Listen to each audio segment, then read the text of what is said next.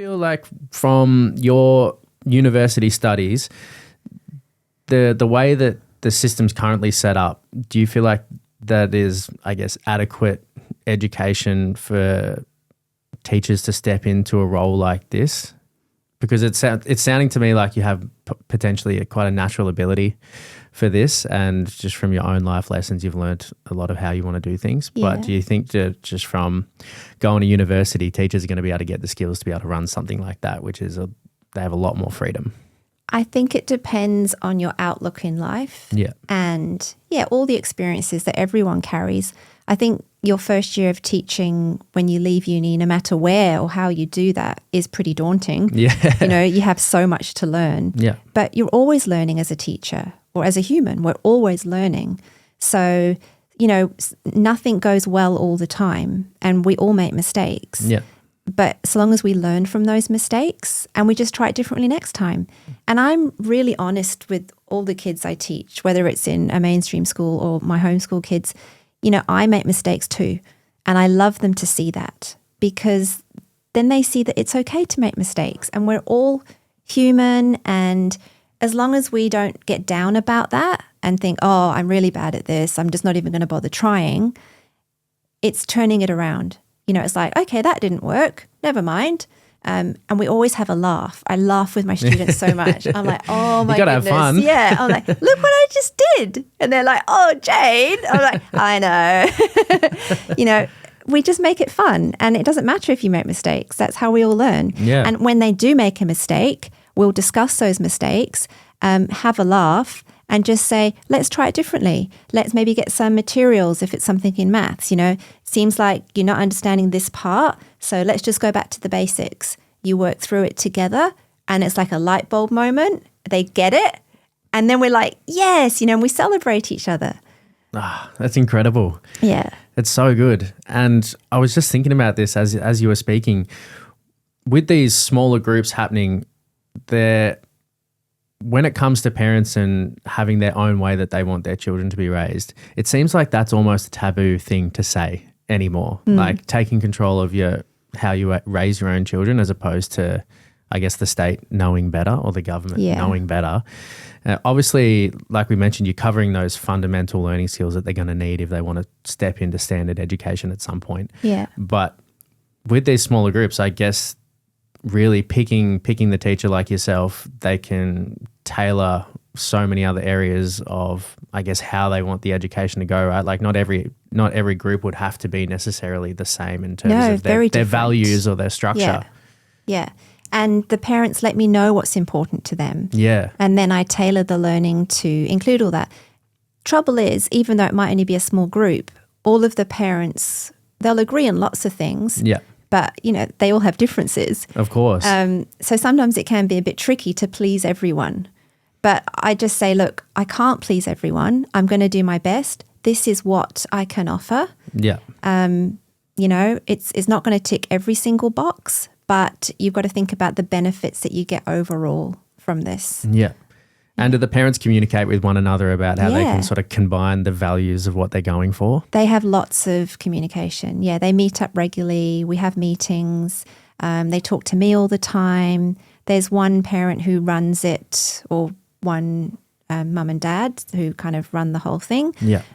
We feed back to them a lot. Yeah, and we have really open communication. And I always say to the parents, tell me straight away, as soon as something's happening, whether it's an issue with kids not being kind to each other, or, something that's gone on and I'm not aware of, let me know, because the sooner I know, the sooner we can adapt things to make it run smoothly, which you don't get in schools. No.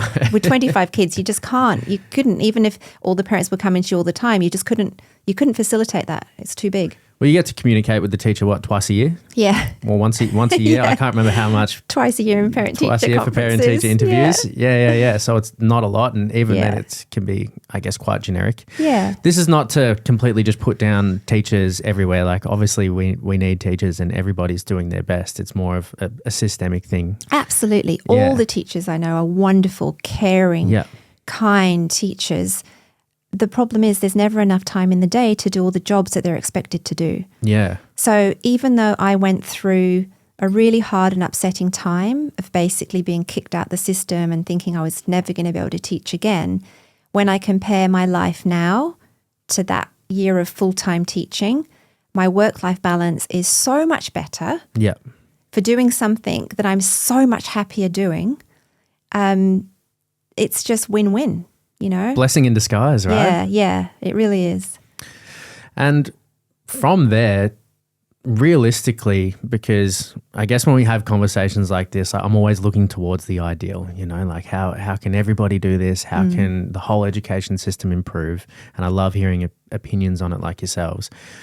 Realistically, for like the average parents and students out there, like how accessible is it to try and get into something like this? Like, is it far more expensive to be able to do it? Does it take a lot more time? Like what sort of family setup do people need to even think about getting into that?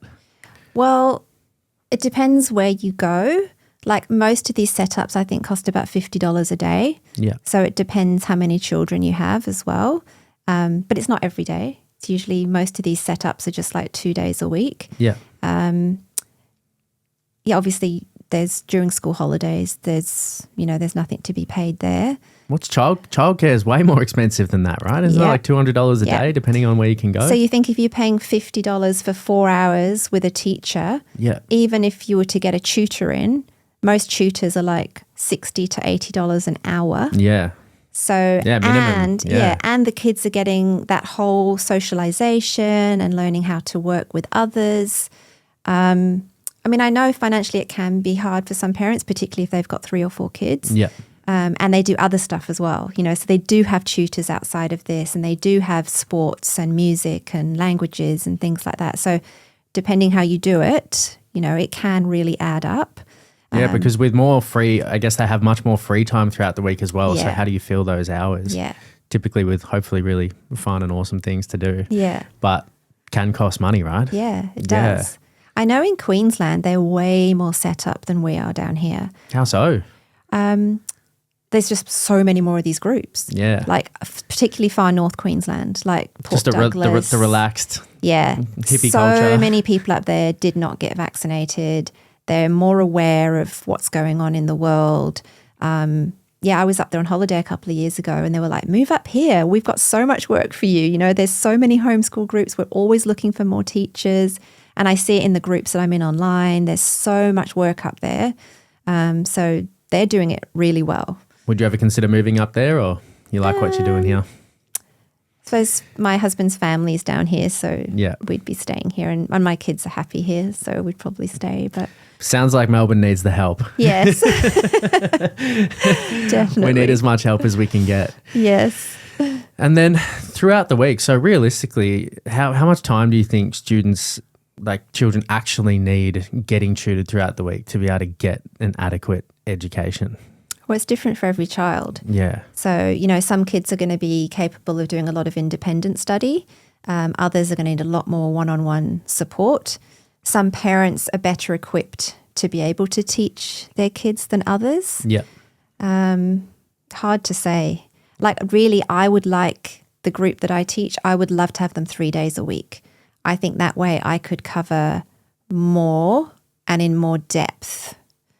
But, you know, for them, it's a financial constraint, and they have other things on as well. Yeah. Yeah. I mean, having that free time to, spend time on music and sport and everything else while they have the energy to do it as well, because there's only so much energy. Yeah. They have a lot of energy, don't get me wrong, but... And the parents need to work as well. Yeah. So I think for them, to be able to drop their kids for 4 hours with me 2 days a week, for some of them, that's the only time they get to do their work. Yeah. You know, other than evenings or however they manage that in their family setup. Yeah, how do they balance that? Because It's if you've got tricky. the children all the time, Yeah. or most of the time, Well, it's generally most of the mums either don't work or Yeah. they just work part-time, something from home, on their laptop, that kind of work. Yeah. So if the family's in a situation where both parents are working full time, it's pretty difficult. No, you wouldn't be able to do it. Yeah. So that's a big consideration for most families when considering homeschooling. You do need one parent at home. Yeah. So it is still a ways to go for a lot of people to be able to move in that direction. Yeah. I guess. Yeah. Yeah. But now that I've been part of this world for a couple of years, I think if I had my time again with my kids, I'd have a lot more confidence to do this as a parent, and I can really see the value and just how useful it is and how much these kids get when you do it properly. Yeah. Yeah. Yeah, because I guess there's a fear, right? It can be done really well. It can obviously be done poorly, but that's the same as any type of schooling for any child. Yeah. At least in this setup, it seems like you have a lot more flexibility and a lot more freedom to be able to tailor it to the individual. Yeah. Where do you see it going? Do you think that this space is going to grow? I hope Do you think people so. are interested in it on a larger scale? Definitely. Every day I'm hearing about, bumping into people and learning that they're doing it or they're considering it. And it's way more out there than even like, say, 5 years ago. Like, I think when my kids were little, I maybe heard of like a couple of people doing homeschooling. And now it's a lot more, there's a lot more interest in it. Yeah, because I feel like 5-10 years ago, the typical view of it is just like jungle kids wearing no clothes, running around the bush, no structure whatsoever, just doing whatever they want, digging holes, getting dirty. And there is still an element of that. Which I think is essential. I think that stuff like that is important. Yeah. Definitely. And some people do that. They do complete like unschooling, deschooling. So there's different ways to do it. Yeah. I just think that with no kind of formal academic input, it could get to the point that those kids maybe do have some opportunities denied to them in the future. Yeah. Like if they want to go to university or whatever it is that they're going to do. Yeah. Yeah. Yeah, I'm so interested in how many of these, like what formal skills from traditional education system are essential, and then what is just sort of killing time. Yeah, there's a lot of killing time in school. How much of the typical traditional education system right now do you think is redundant or just not really beneficial? A lot of it. Yeah. When I think about how much I cover with my kids in the short time that I have them, it's probably equivalent to them being in school like 4 days a week. Yeah. Yeah. So we do a lot crazy. more because, when you're in a traditional classroom, the task will be set for, say, an hour in maths. And there's your, you do your teaching, and then you might do some small group work, and everyone will set a task. Now, a lot of people will finish early. So for half an hour, they just do some colouring in or a word search or whatever early finisher activity is available to them. Yeah. In my group, I can read the room, I can see how it's going. It's okay, everyone seems to be finishing, or these people are finished, these people are still going with that. Instantly, we can do something different together. Yeah. There's no wasted time. They still get 2 breaks a day. So they still get like a recess and a lunch and outside plays. So they get all that time to be together and socialize. But when we're learning, it's deep learning. There's no bells. I adjust the day to seeing how it's going. If we've covered something for half an hour and I can see they're done, they need a break, they look hungry, they look fidgety. It's like, stop, let's go, let's have a snack. Yeah. Let's go outside, we'll play a game. Then we get back into something and they might go for an hour and a half with no break, totally focused, really engaged on what they're doing. In school, your classes may run for 50 to 60 minutes each. Yeah. Some kids are really in the zone, they might want to keep going, but stop that, it's time for this. Yeah. Or quick, finish, because the bell's going to go and you've got to go to PE, or we've got assembly, or, you've got well-being or whatever. I don't need to teach well-being separately because it's taught all the time. Of course, yeah. Yeah. And the structure, there's no ability for the structure to change in a standard system. So like you mentioned, I feel like my attention span changes every single day in terms of how much energy I have, what I'm capable of. Some days you've got 20 minutes in you. Some days you've got 2 hours in you. Exactly. And it saves so much time if you can work out how to call it at those moments. And like realistically, like focus time each day when it comes to study, like 4 hours is a long time. Yeah. And they're so productive. They get so much done. And they'll often ask to do more, or they'll ask a question and we'll just, everything they had planned, put that to one side because the question that they're asking is way more interesting. They all want to know more about that. So we'll take that route. Whereas in a classroom, you can't do that. Yeah. You have to follow your script. This is on your slides. This is in your planner. This needs to be covered today. If we don't cover it today, well, too bad because tomorrow we're moving on to something else. Whereas in my group, I do a rough plan for the term. So every school holidays, I'll do a rough plan of what I want to cover in the term. But nothing is set in stone because this topic that the kids have chosen might take 3 weeks. It might take 6, and we just adapt as we go. Yeah. Yeah. And then something else might come up that they're just super interested in. So I'll say, all right, we'll do that next, And for maths, I try and make it more interesting by doing things like excursions. So last term, we took a walk from where we have our little group. We walked down the high street. We went to a coffee shop. Every kid could bring $5 in cash. And cash. Cash. What a crazy concept. I know. We're keeping cash alive. They had to order what they wanted from the coffee shop within their budget. So they had to do mental maths. Have you got enough for a cookie and a hot chocolate? If not, what else could you get?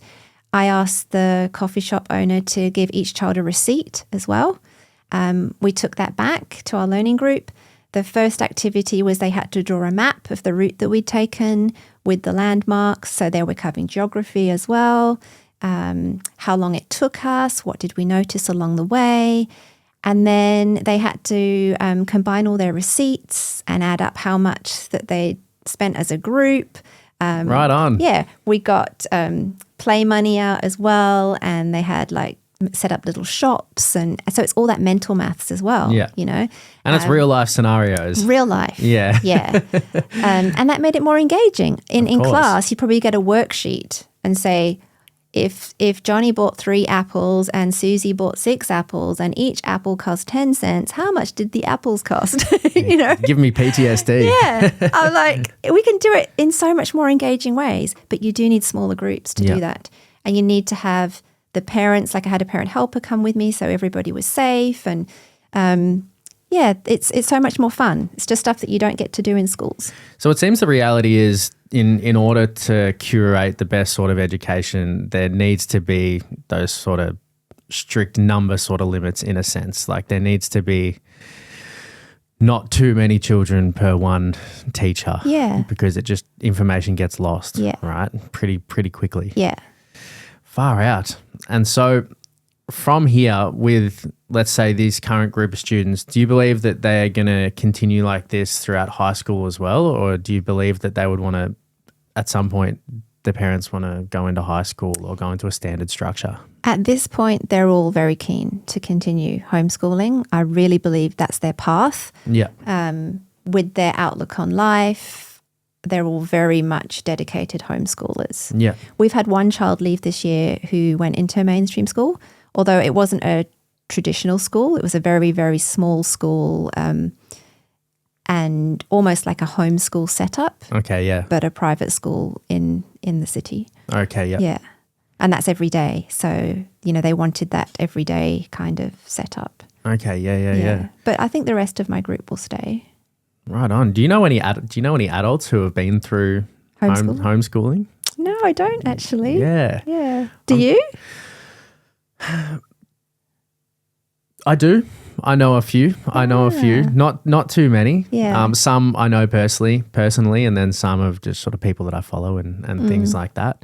But I don't know. From what I've heard, they've all seemed to have a pretty positive experience from it. I mean, often a lot of the parents who have done it have, like you mentioned, have had the confidence to do it and believe that they've had the skills to do it. So it seems like they did. I mean, I really admire the parents in my group. Yeah. They are so dedicated. Yeah. They put in so much to getting the best education for their kids. And I'm sure not everyone does it this way, but I couldn't ask for more. Just they're so so invested in their kids' happiness and their future Yeah. that they do make sacrifices in terms of time, money, energy. They put in so much to making sure that the group keeps running.